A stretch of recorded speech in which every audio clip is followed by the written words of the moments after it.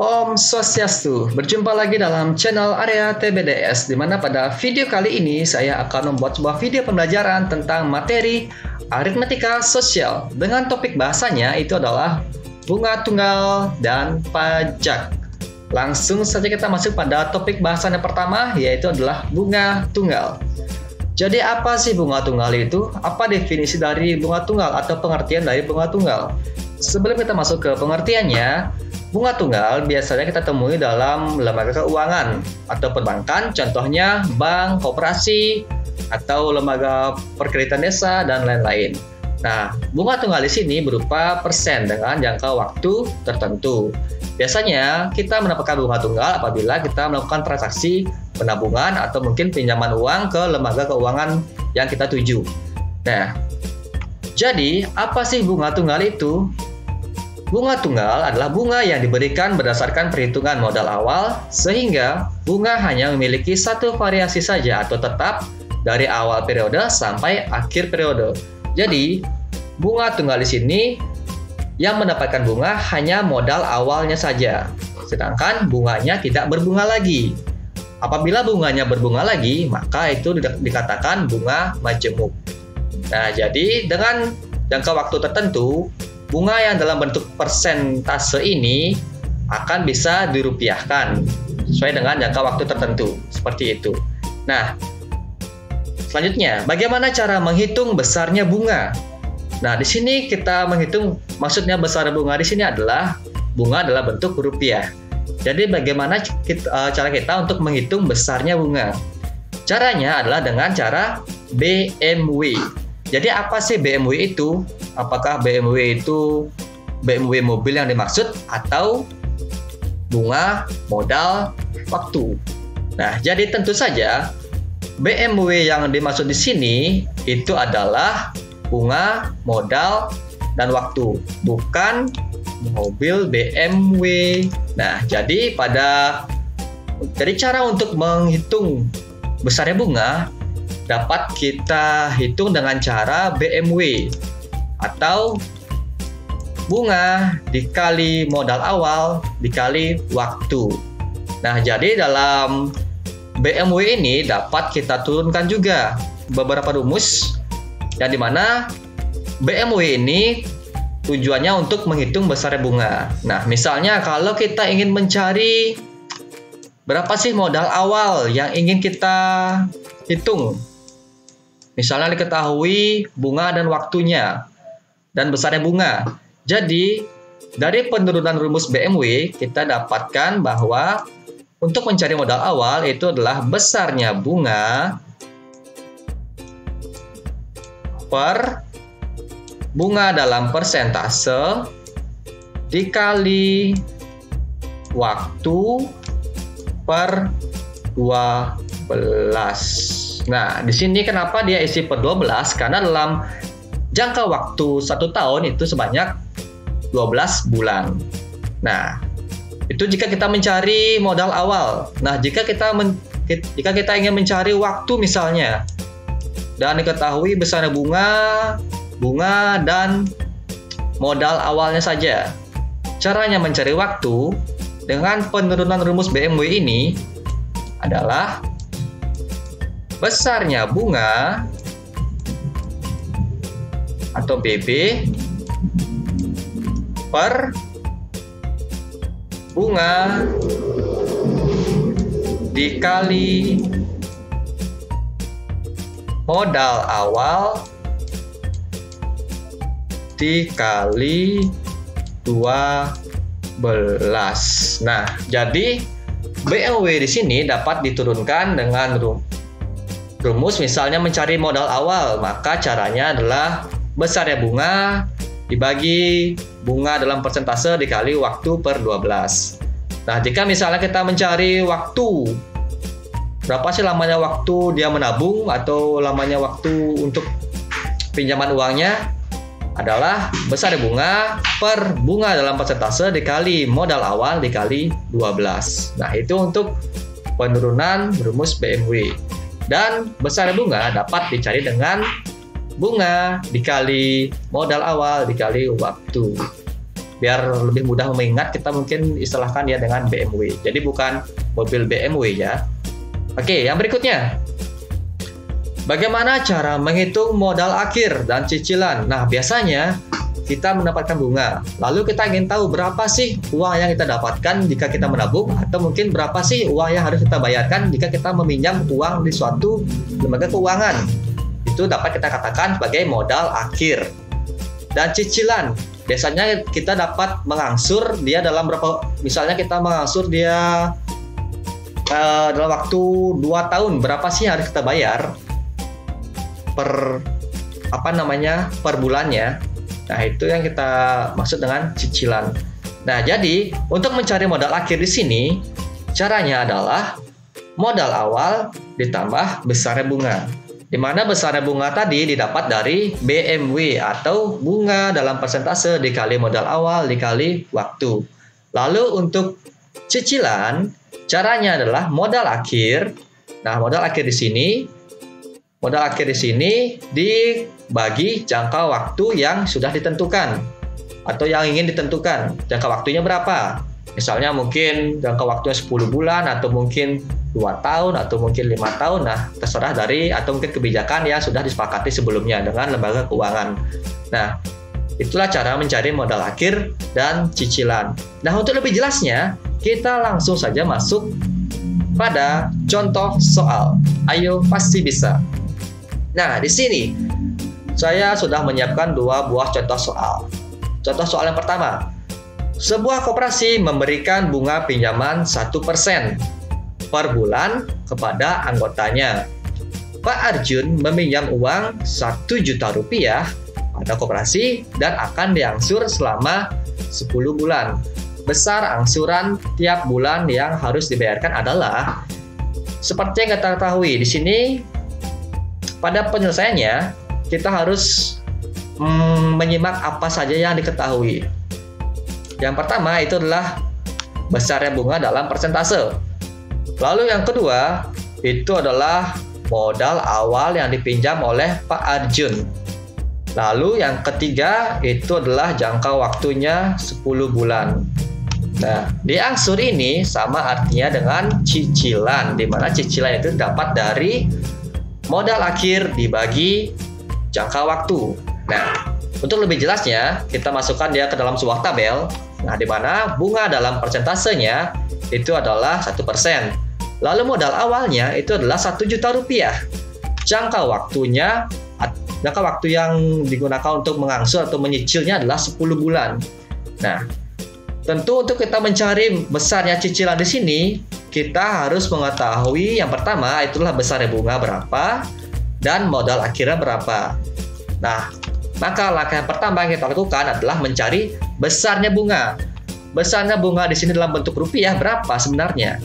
Cara mencari adalah seperti tadi yang kita ingat, rumusnya adalah BMW. Jadi besar bunga itu dapat dari BMW atau bunga dalam bentuk persentase dikali modal awal dikali jangka waktu, maka didapat, nah, bunga dalam bentuk persentase 1% itu sama artinya dengan 1/100 dikali 1 juta rupiah sebagai modal awalnya.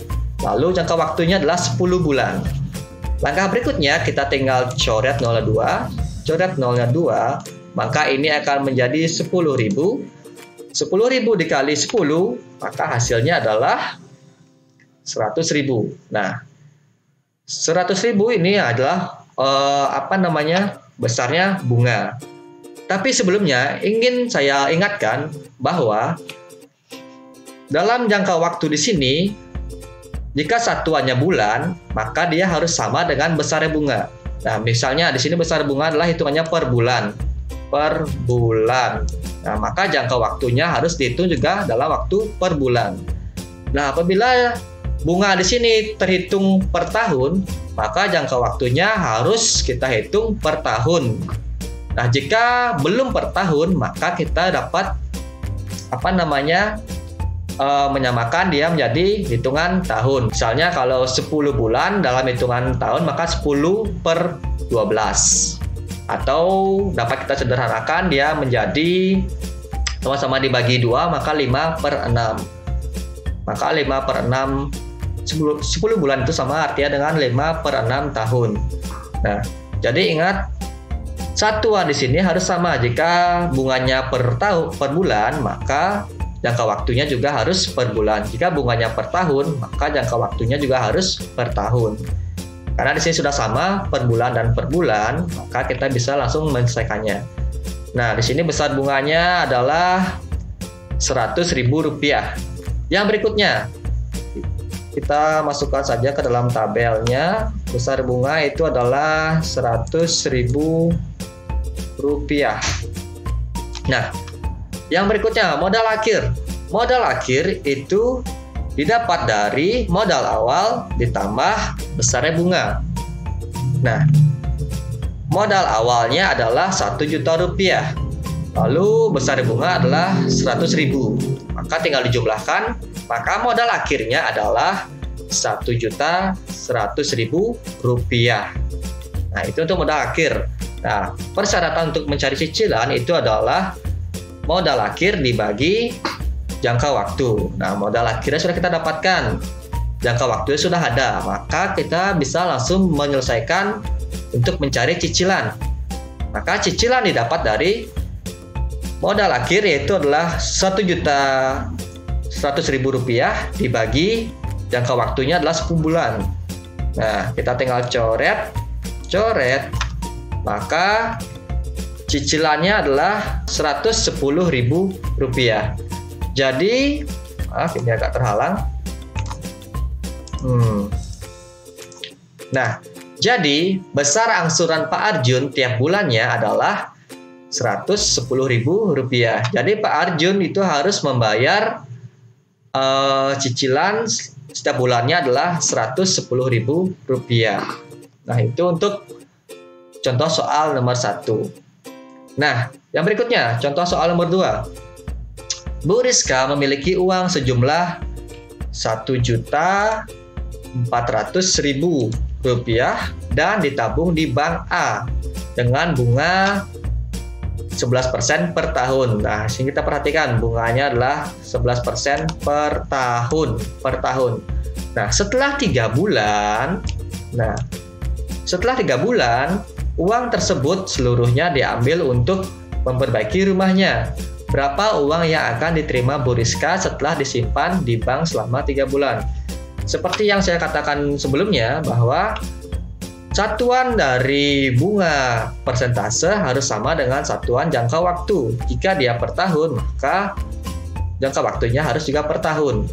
Karena di sini berbeda, per tahun dan per bulan, maka kita harus merubah jangka waktunya menjadi per tahun. Nah, jadi jangka waktu per tahun, jika dia 3 bulan, maka sama artinya dengan 3/12. Karena dalam 1 tahun itu adalah ada 12 bulan. Maka 3/12 menjadi 1/4. Nah, jadi 3 bulan itu sama artinya dengan 1/4 tahun. Nah, lalu kita masuk pada penyelesaiannya. Seperti biasa, kita masukkan dia ke dalam tabel terlebih dahulu untuk mempermudah kita menyelesaikannya. Jadi bunganya itu adalah 11% per tahun.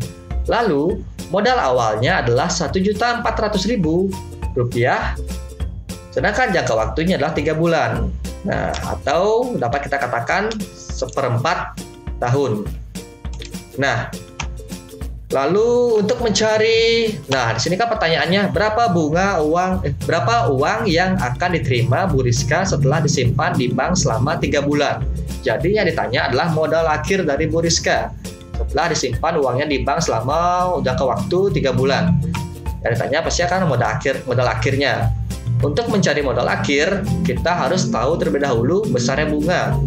Nah, maka langkah awal yang kita laksanakan adalah mencari besar bunga dengan cara menurunkan rumus atau menggunakan rumus BMW atau bunga dalam persentase dikali modal awal dikali waktu.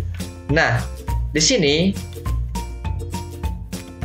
bunga dalam persentasenya adalah 11%. 11% sama artinya dengan 11/100 dikali modal awalnya adalah Rp1.400.000. dan jangka waktunya 3 bulan. Karena di sini adalah satuan bunganya adalah per tahun, maka jangka waktunya kita rubah juga per tahun. Maka 3 bulan itu sama artinya dengan 3/12, atau dapat kita sederhanakan menjadi 1/4 tahun. Nah, jadi di sini kita coret dulu 02.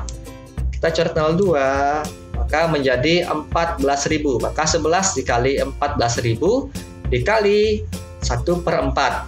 Nah, 1/4 tahun di sini. Karena sudah sama-sama per tahun, bunganya per tahun, dan jangka waktunya juga per tahun. Jadi bisa kita selesaikan. Nah, 11 kali 14.000 dikali 1/4, maka mendapatkan hasil Rp38.500. Itu untuk besarnya bunga. Lalu sekarang kita mencari modal akhirnya. Modal akhir itu dapat dari modal awal ditambah besar bunga.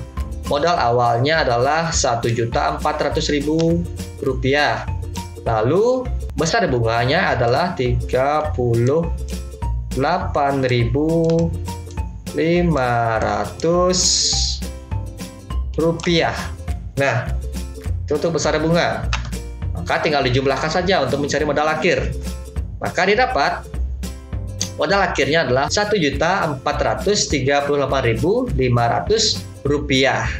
Jadi, uang yang akan diterima Bu Rizka dalam jangka waktu 3 bulan setelah disimpan di bank itu adalah Rp1.438.500 dengan jangka waktu, dengan lamanya adalah 3 bulan di bank.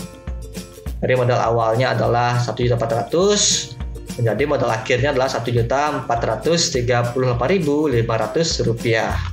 Nah, itu untuk contoh soal nomor 2. Ternyata di sini kita menyediakan satu lagi contoh soal. Contoh soal yang bisa dikatakan dadakan ya. Nah, di sini hanya menyimpan uang sebesar Rp800.000 di bank. Bank memberikan bunga tunggal 12% per tahun. Agar jumlah tabungan menjadi Rp960.000, maka Anya harus menabung selama berapa bulan. Jadi di sini yang ditanya adalah jangka waktunya. Jangka waktunya berapa bulan? Hanya bisa membuat tabungannya menjadi Rp960.000, atau dapat kita katakan modal akhirnya adalah Rp960.000. Jadi penyelesaiannya seperti apa? Jadi sebelumnya ingin saya tandai di sini dulu. Ini adalah kita katakanlah modal atau modal akhir. Modal, maaf agak jelek tulisannya. Nah, lalu di sini adalah 800.000 itu adalah modal awal. Sedangkan 12% itu adalah bunganya. Bunga dalam bentuk persentase. Nah, jadi seperti yang saya jelaskan sebelumnya, dari penurunan rumus BMW, jika kita mencari waktu, maka itu caranya adalah besarnya bunga per bunga persentase dikali modal awal dikali 12. Nah, oke. Yang perlu kita ketahui di sini bahwa bunganya sudah kita ketahui 12%, lalu modal awalnya sudah kita temukan 800.000. Modal akhirnya adalah 960.000. BB-nya berapa atau besar bunganya berapa? Nah, cara mencari besar bunga itu cukup mudah karena kita sudah mengetahui modal akhirnya. Maka untuk mencari besar bunga dengan mengetahui modal akhirnya itu adalah modal akhir atau 960.000 dikurangi modal awalnya, itu adalah 800.000. Nah, 800.000. Nah, kita langsung saja masukkan ke rumusnya. Lalu bunga dalam bentuk persentasenya itu adalah 12%, maka 12 per 100. Nah, dikali modal awalnya adalah 800.000 rupiah. Nah, dikali 12. Nah, maka 900.000 ini kita kurung saja. Nah, 960.000 rupiah dikurangi 800.000 rupiah, dapat hasilnya adalah 160.000 rupiah per. Nah, ini kita coret nolnya, kita coret nolnya 2, kita coret nolnya 2. Nah, di sini kita bisa bagi ini 12, kita coret 12-nya juga. Nah, maka 160.000 per, nah yang tersisa hanya 8.000 saja, maka per 8.000 rupiah. Nah, selanjutnya kita tinggal coret saja, nolnya 3 coret, nolnya 3 coret, maka 160 dibagi 8 didapat bahwa hasilnya adalah 20.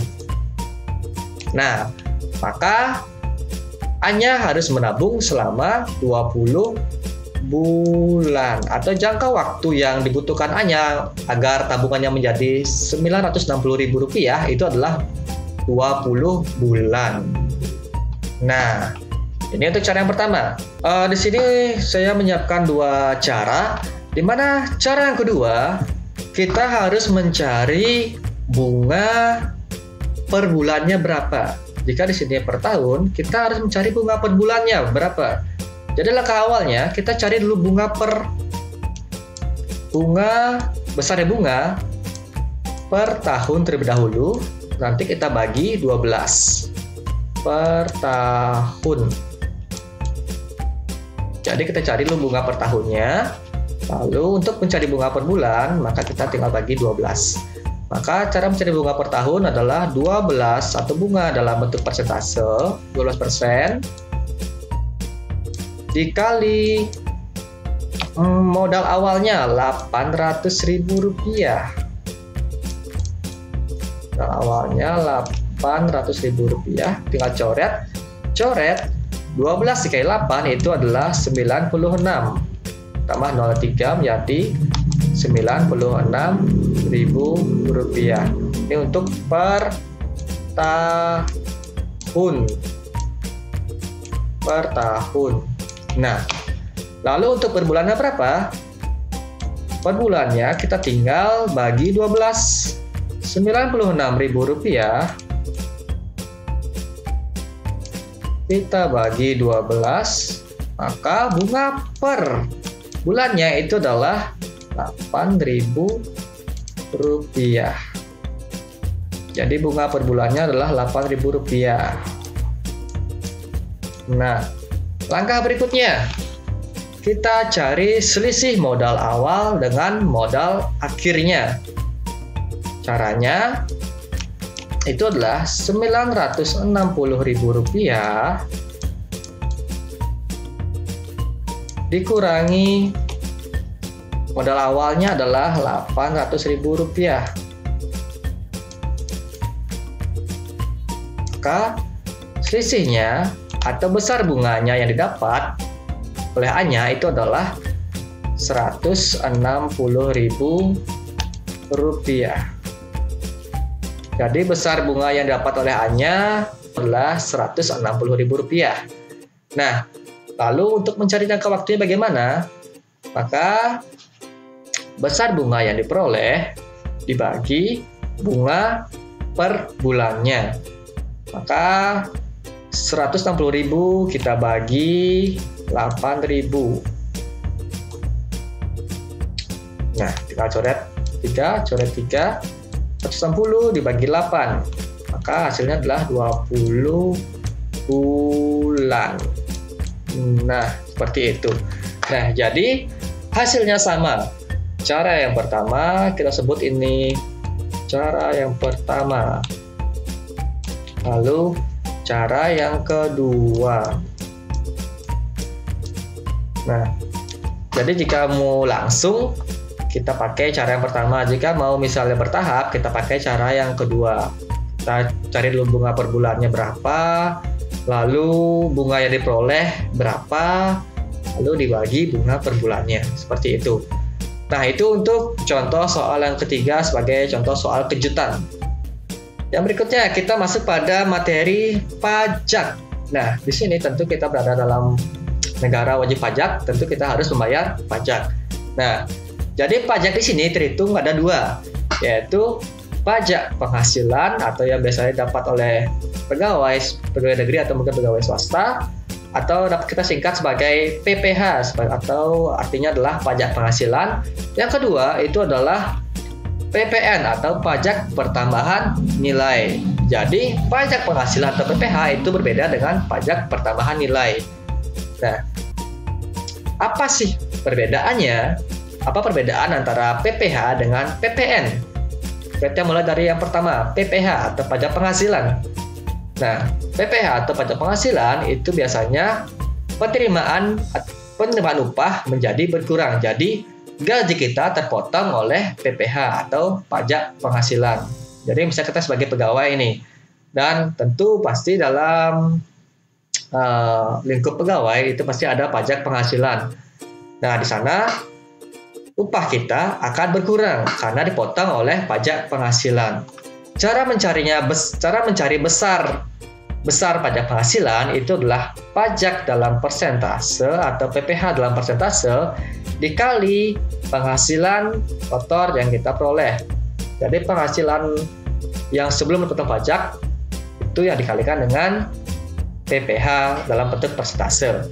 Nah, untuk mencari pajak bersih atau penghasilan bersih kita itu adalah penghasilan kotor kita dikurangi besarnya pajak penghasilan. Nah, setelah kita mendapatkan besarnya pajak penghasilan, maka dia akan dikurangkan oleh penghasilan kotor dan dapat penghasilan bersih. Nah, itu untuk PPH. Jadi PPH itu penerimaan uang yang kita terima itu berkurang dari sebelumnya. Apa sih PPN? Nah, PPN itu biasanya adalah pajak pertambahan nilai yang biasanya itu ditemukan jika kita membeli suatu barang di toko-toko besar, misalnya mall atau mungkin yang lain-lainnya. Atau bisa juga PPN ini kita dapat dari misalnya kita makan di sebuah restoran. Tentu kita bakal melihat pada struknya itu di bawah ada namanya tax atau pajak. Nah, maka PPN ini ya kita katakan adalah pembayaran atau harga bayar akan menjadi bertambah. Besarnya pajak pertambahan nilai itu didapat dari PPN persentase dikali harga awal. Nah, untuk menentukan harga akhirnya adalah harga awal ditambah besarnya pajak pertambahan nilai. Contoh soal, ayo pasti bisa. Nah, di sini saya sudah menyiapkan dua buah contoh soal. Langsung saja pada contoh soal yang pertama. Paman memperoleh gaji sebulan sebesar Rp1.450.000. Nah, dengan penghasilan tidak kena pajak itu adalah Rp360.000. Ini penghasilan tidak kena pajak. Jika besar PPH-nya adalah 10%, berapakah gaji yang diterima Paman dalam sebulan? Maka penghasilan bersih Paman itu berapa sih? Jika gaji sebulannya adalah Rp1.450.000 dan penghasilan tidak kena pajak adalah Rp360.000, dengan besar PPH itu adalah 10%. Berapa penghasilan penghasilan bersih Paman dalam sebulan? Nah, penyelesaiannya seperti biasa kita masukkan dalam tabel untuk mempermudah kita menyelesaikannya. Pajaknya adalah 10%, lalu gaji kotornya adalah Rp1.450.000. penghasilan tidak kena pajak atau PKP-nya adalah Rp360.000. Berapakah besar PPh-nya? Lalu untuk mencari penghasilan bersih, kita mencari PPh terlebih dahulu. Nah, jadi kalau dia penghasilan tidak kena pajaknya adalah Rp360.000, berapa sih penghasilan dia kena pajak? Berapa sih penghasilan paman jika terkena pajak Rp360.000 tersebut? Maka caranya kita mencari besar PKP terlebih dahulu. Besar penghasilan kena pajaknya. Besar penghasilan kena pajak. Itu adalah didapat dari Rp1.450.000 dikurangi Rp360.000. Nah, jadi besar PKP atau penghasilan kena pajak paman itu adalah Rp1.090.000. Nah, ini untuk besar PKP-nya. Lalu yang berikutnya, besar pajak penghasilannya berapa? Nah, besar pajak penghasilannya itu pajak atau PPh persentase dikali penghasilan kena pajak paman. Itu adalah Rp1.090.000. Maka 10/100 dikali Rp1.090.000. Tinggal coret nolnya 2. Nah, maka menjadi 10.900 dikali 10, hasilnya adalah Rp109.000. Nah, itu untuk besar PPh yang akan dipotong. Nah, lalu untuk mencari penghasilan bersihnya, maka gaji kotor paman itu dikurangi besar PPh-nya. Gaji kotornya adalah Rp1.450.000 dikurangi Rp109.000. Maka penghasilan bersihnya didapat adalah Rp1.341.000. Gaji bersih yang diterima paman sebulan adalah Rp1.341.000. Lalu contoh soal yang kedua. Nah, Dana membeli sebuah laptop seharga Rp4.600.000 dan dikenakan PPN sebesar 10%. Berapa rupiah Dana harus membayar laptop tersebut? Nah, jadi di sini sebuah toko tersebut memberikan pajak atau PN sebesar 10%. Dengan harga awal laptopnya adalah Rp4.600.000. Penyelesaiannya kita masukkan dalam tabel terlebih dahulu. Pajaknya 10%, lalu harga awalnya Rp1.450.000. Berapakah besar PPN-nya, lalu berapakah harga akhirnya? Harga akhir ini adalah menghitung berapa rupiah Dana harus membayar laptop tersebut.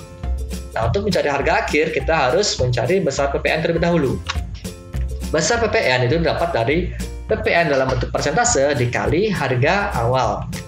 Nah, jadi pajak dalam persentasenya adalah 10% dikali harga awalnya adalah di sini harga awalnya belum saya ganti. Jadi harga awal di sini harusnya adalah Rp4.600.000. Nah, di sini saya ganti.